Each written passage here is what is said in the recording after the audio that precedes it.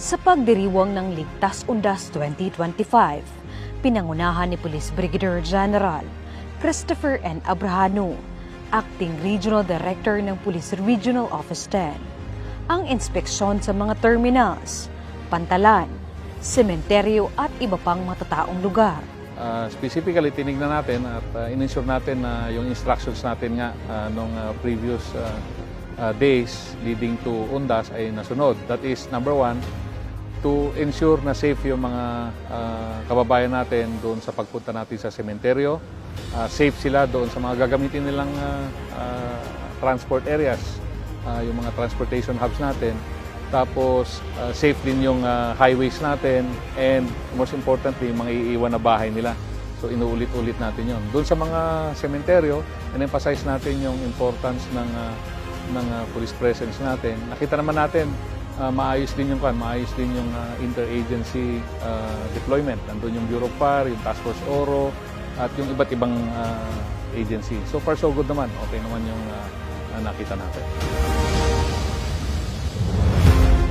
Tiniyak niya ang kahandaan ng mga kapulisan sa pagpapatupad ng seguridad at kaayusan habang libo-libong mamamayan ang bumabiyahe upang gunitain ang kanilang mga mahal sa buhay.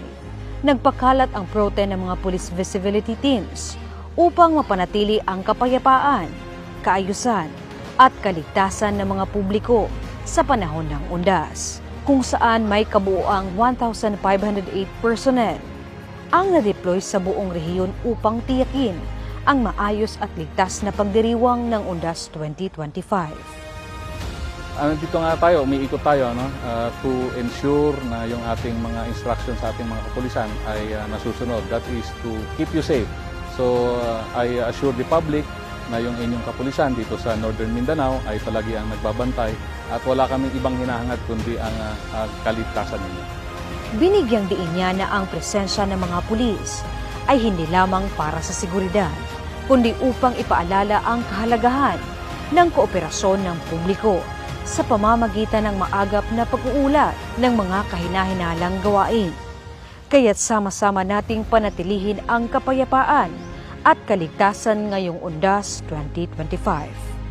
Bagong PNP para sa bagong Pilipinas, serbisyong mabilis, tapat at nararamdaman.